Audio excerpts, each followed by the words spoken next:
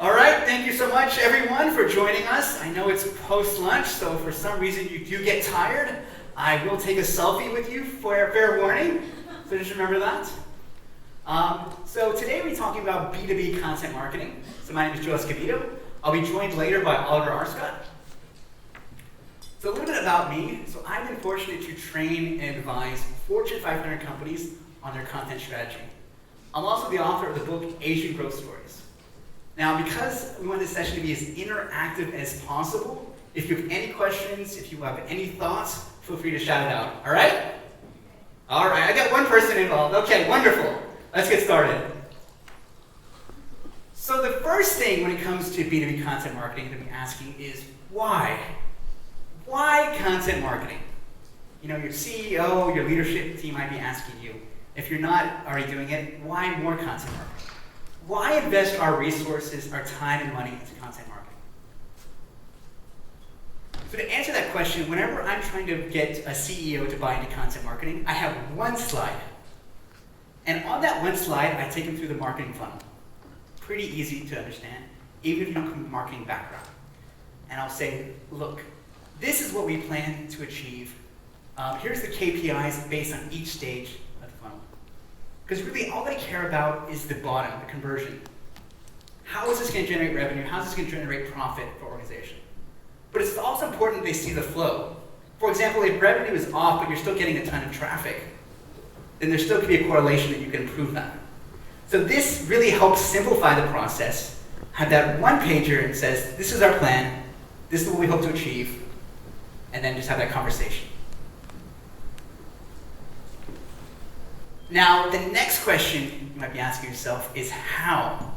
Let's say we've got the leadership team's buy-in. How do we really go about starting content marketing? So as you can imagine, we're going to start with the audience.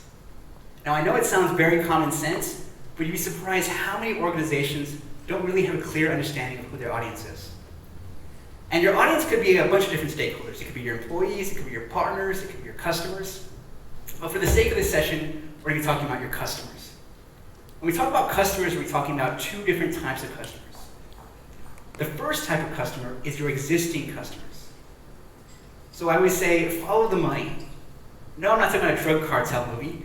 This is where we talk about identifying which market segments, which audiences are generating the most revenue for our organization. That's your existing customers. Next, we'll be looking at our future customers.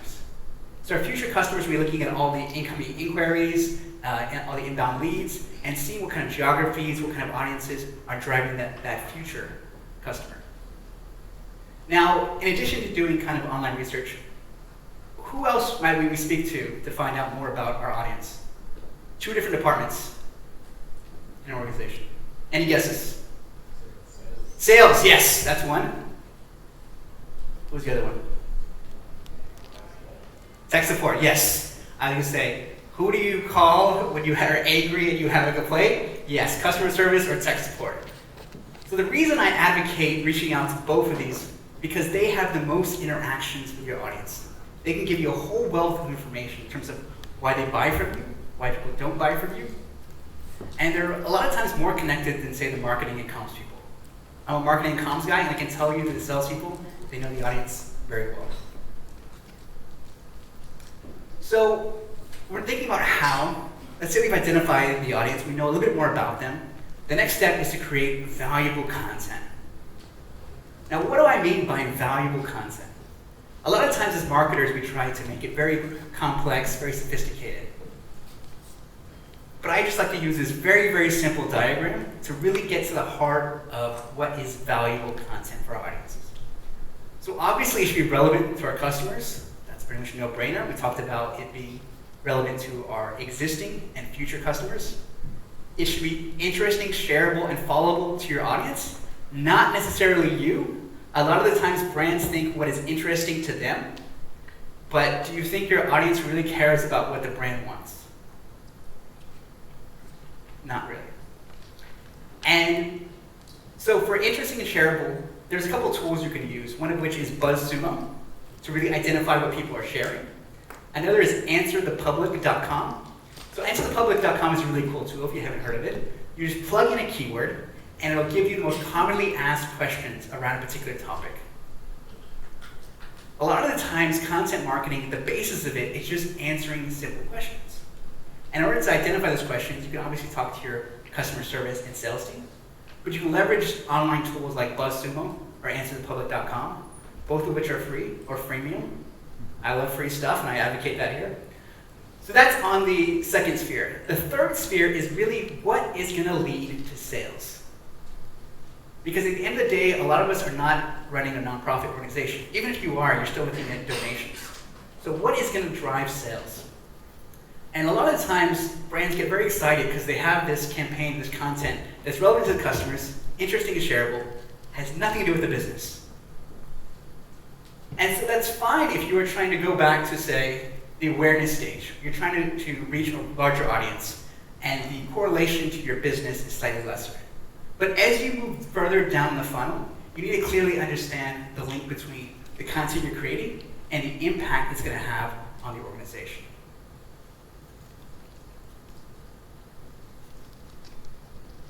So now that you've started creating content, another big question people have is where?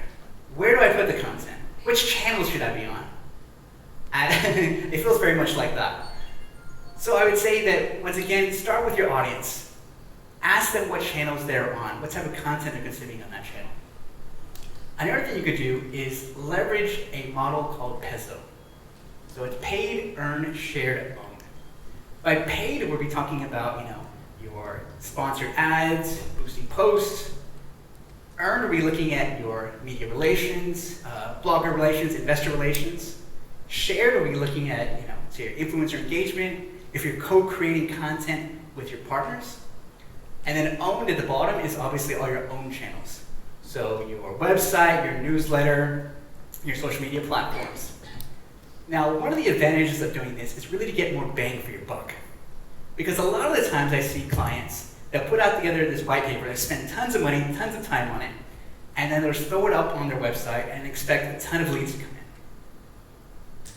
Now, that may work, but very often that doesn't. So what you want to do is you want to, let's say, take that piece of content, that white paper, and you may put it on your social media channels, so your own channels. Then you might put some money behind it, boost it, put it together to the right audience. Then you might see, okay, is there snippets we can pull out? Is this something that might be relevant to the media or our partners, and give that to them? Is there a summary we can pull out and add it to our newsletter? So it's all about taking this one piece of content and seeing how we can replicate it across all the different channels. Make sense? All right. Now I'm going to shut up for a bit, and I want to hear from you guys. Which of these do you find most challenging? The why, the how, or the where? Where? Okay. What aspect of the where? I'm going to jump off stage for a bit. What about the where do you find most challenging? Where is where are my clients? Okay. Which media are they advertising or subscribing to? Okay. Got it. So where are my clients? Where are they spending your time? Can I ask you, do you have a clear definition of your current clients? Okay. Would you mind sharing them with the... So we're in a consulting company. Okay. We work with C-suites. Okay. So I'd like to find out which ones they're reading, which ones we're getting engaged. Okay. So you're focusing on the C-suite. Now, talk about C-suite. Is there specific industries you're focusing on? Is there specific geographies? Okay. We're using chemicals on this. Chemicals, what do you guys? Okay, no, that's good. You have a very niche audience. The reason I bring that up is because so many people say, oh, I'm targeting CEOs, I'm targeting the C-suite. And I'm like, that's a lot of different people you're trying to target to. But narrow it down in terms of who is specific industries or geographies. So you said, what, oil and gas, chemicals. For me, it's quite clear because that is quite a niche industry. The kind of the publications they're looking at, the channels, will be far more focused. So obviously LinkedIn is one of the go-to places for the C-suite, but a lot of the times people will say, look, they're older generation, they are not on social media. And I would say, okay, fair enough. But I would say, are they checking their emails? Or is their assistant checking their emails? So is someone checking their emails? And they'll say, yes. And I say, okay. just because, like I said, LinkedIn is kind of one of the prominent platforms for reaching C-suite executives. If your target audience is not spending time on there, if they're instead, attending trade shows, or they're reading trade publications, or they're checking their emails, that for me is where I would want to put more of my emphasis in terms of the outreach. Make sense? Okay, perfect. Anyone else? What are you guys struggling with? Like I said, we want to have this be a conversation. Everything's all good? Yes, sir. Yes, hi.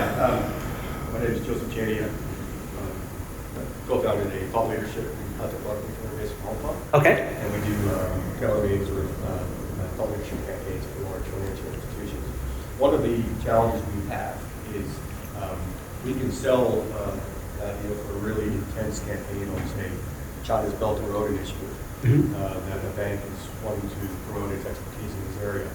The challenge is that by the time it's published, it has to go through not only marketing, but then the business heads, and then compliance, and then legal. And so what was a really high-quality campaign when you wrote it, when you developed it, with the infographics and the videos, by the time it goes out, it's been edited 20 times, and there's some of the value, a lot of the value has been drained out of it because of corporate risk aversion. Everything could be sensitive potentially, particularly now. And so how do you advise to make sure that companies can commit to quality content when they also have to counterbalance that with managing external risk? So that's a very good point. And I have some clients that are in a similar space, so finance, insurance, where there's a lot of regulatory requirements and there's a lot of things they can and can't say. So I would say you, as this person who is creating the content, the one thing that I do first off is I get access to their compliance, what you can and can't say on social media. So if there's any disagreement, you could say, look, we followed it to the T. So that's the first thing I would do. In some organizations, they've actually taken it one step further, and they have different escalations. So for example, if it's something on social media versus something that impacts the investors, the number of people that has to approve it will differ based on the impact. So that's something that you have to work with them internally. But one of the first steps I always do is really wrap my head around what are the compliance, what you can and can't say, and have that discussion up front. So for example, if you have multiple clients and you've experienced something multiple times, you can have that discussion and say, look, this is something we experienced before. Is this something that's going to perhaps slow us down or going to impact the timeline or quality of our content? And a lot of times they're quite frank, but a lot of times they don't think about it. And the advantage for you is you see it across multiple clients. So you can kind of have those red flags, those issues in your head before you even start. So having that frank conversation can help accelerate some of the process early on. I will hand it over to Oliver Arscott, who will be talking about Cushman & Wakefield's B2B content marketing story. So thanks to Joe and to Emma for inviting me here to speak, and I think it's an interesting time to be doing this. I'm a year into my time at Cushman & Wakefield, relatively young, come from a conference production background, so it's nice to be on this side of the podium for a change.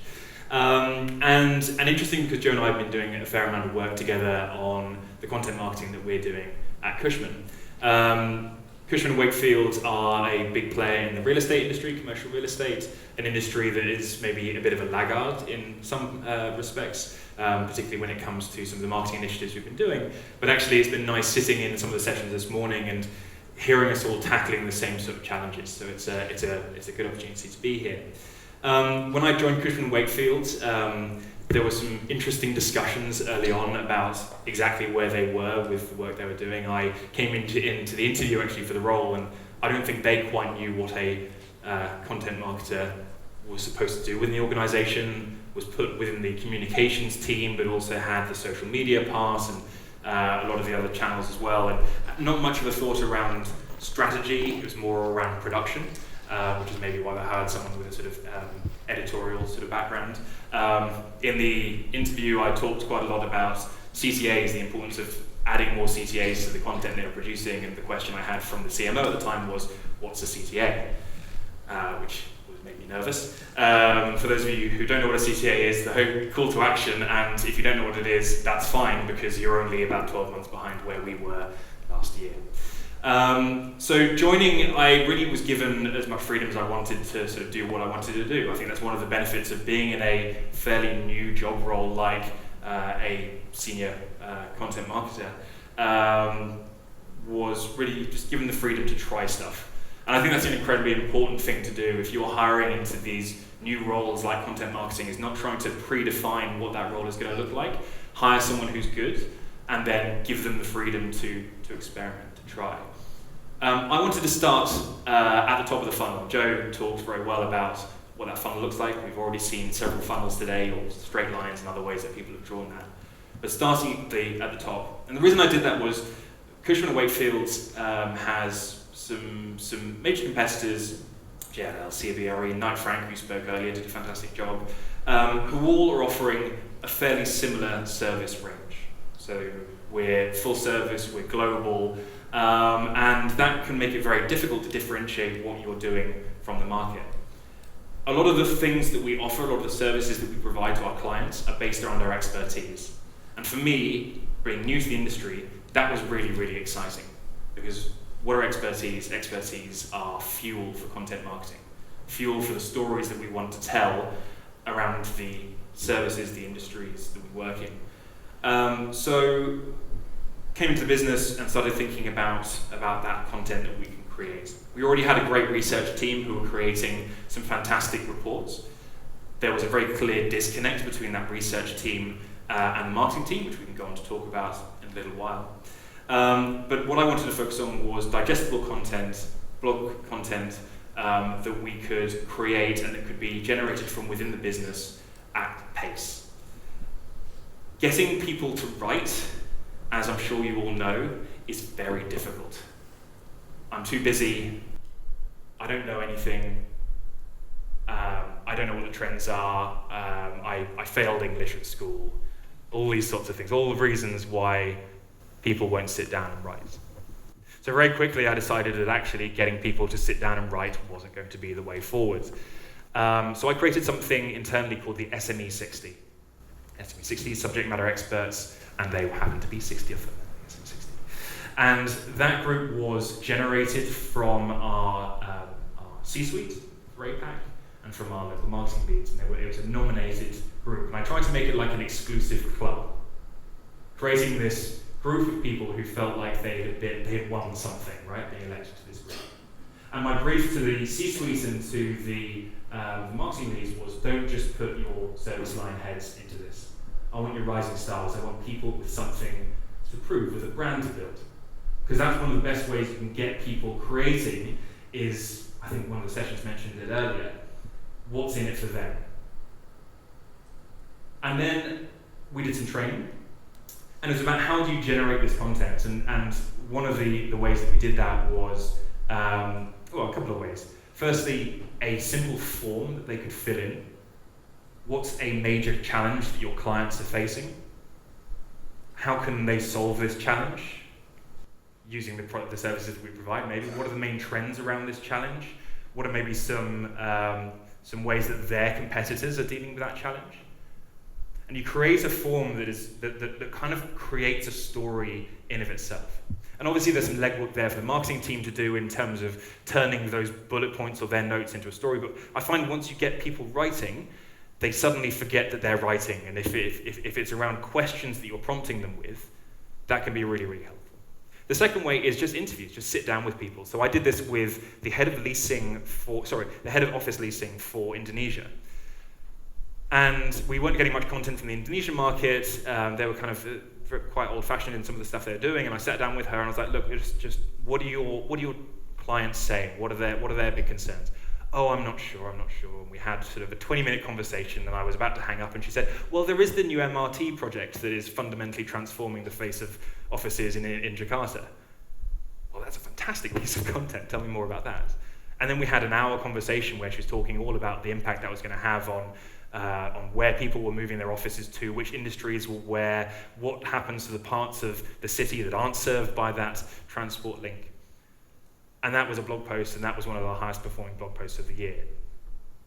It's also about bringing data to that conversation as well. And once you start doing it, you can very quickly share the results, right? And that's one of the great things about this. Now, I'm speaking in front of a room of, 40, 50 people?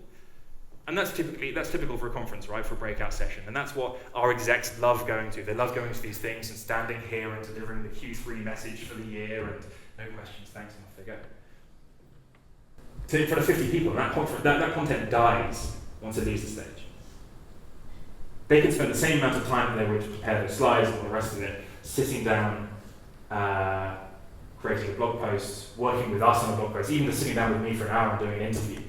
Create a blog post that's going to get 500, 600 reads in the first couple of weeks, and then we'll go on to get 3,000, 4,000 reads over the next 12 months. And we can use all the channels we have at our disposal to grow the distribution of that and build their profile.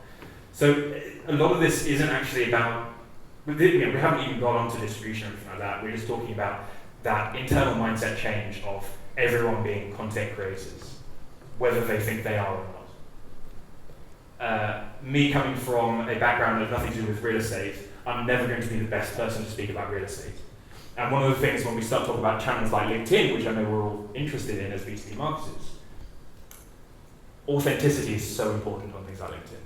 We were talking earlier about, well, me moving from I was doing Forex before this, from a Forex industry into real estate, how do I pivot my profile so I'm now a real estate expert? I don't want to be a real estate expert.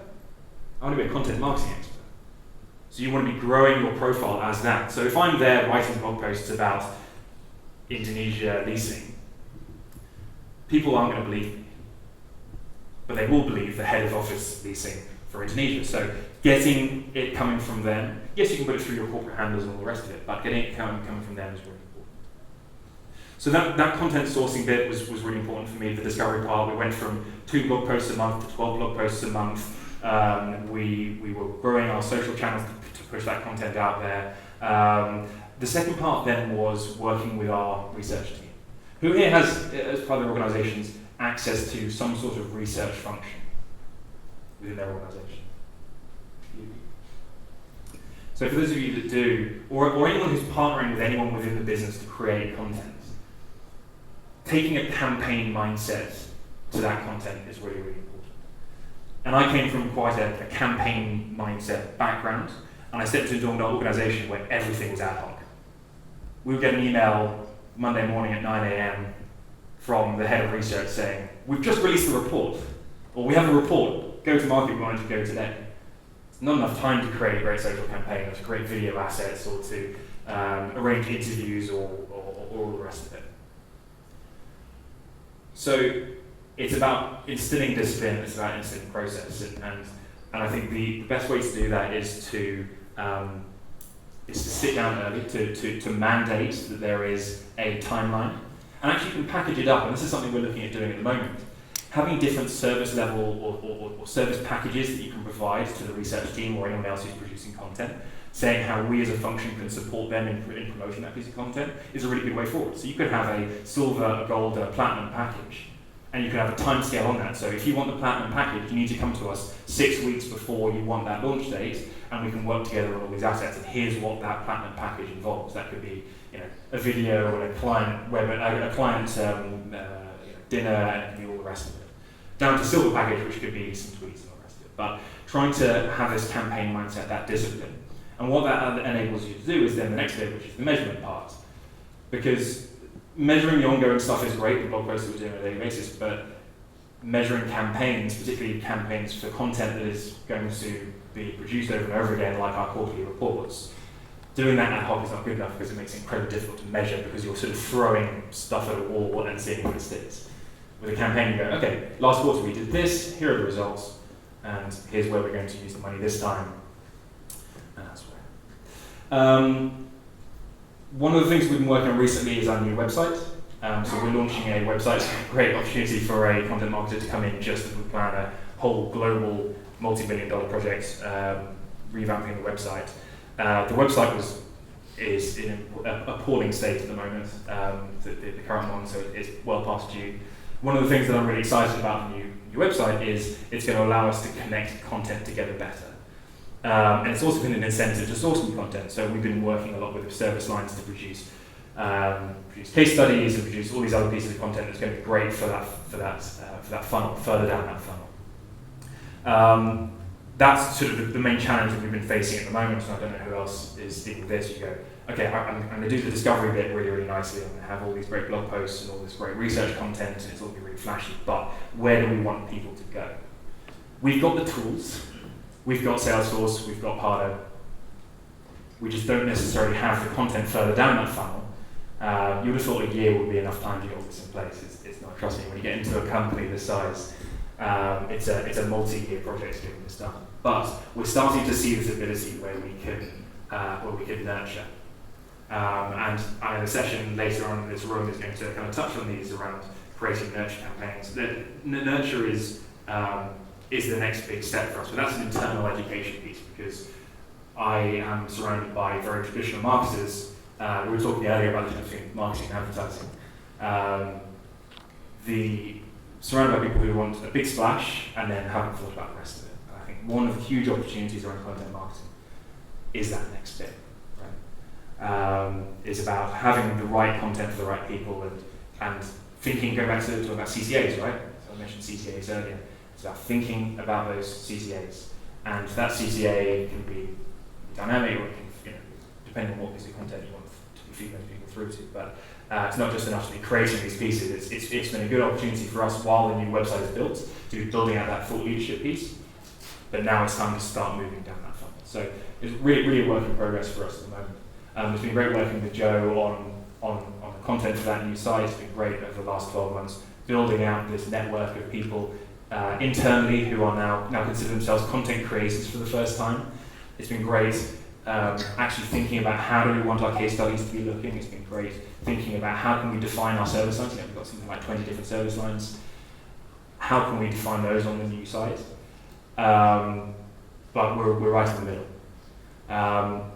So I think that's sort of the learning from us. We're going to bring Joe back up, and I guess reach out to you guys. And, we've got another 10 minutes or so. We'd just love to hear from you as to where you guys are on your content journey. How many people here would consider themselves content marketers? About 30. That's awesome. So I guess a question for those content marketers first. How have you found the process of defining yourselves within your organizations? Or defining the function of content marketing? Quick people that raise their hands, keep them up again. So when we first got Pardot and we wanted to create this personalized messaging, initially we started with campaigns, more in a B2B, I would say a cliche B2B marketing style, but then we realized that a lot of people weren't responding to that content, so we had to cater it. So then what we did is we took the form approach where we made a survey and then we asked them what is their challenge. So at the end of it, what came out was really brilliant. So this was 1 year ago when we had almost no followers on LinkedIn or any social media. And so the people actually told us, the customers came out and told us what they wanted, what were their challenges and where it stuck. And it really helped us to sell services, and now we have a good social media following from that. And now we send campaigns across to customers based on who's looking for what, because the survey helped us do that. Also, it helped us to build a database. And how did you find that data to send that survey to in the first place, or how did you promote that? Because that's the start, right? So we had a very basic, access to people who we had sold to in the past.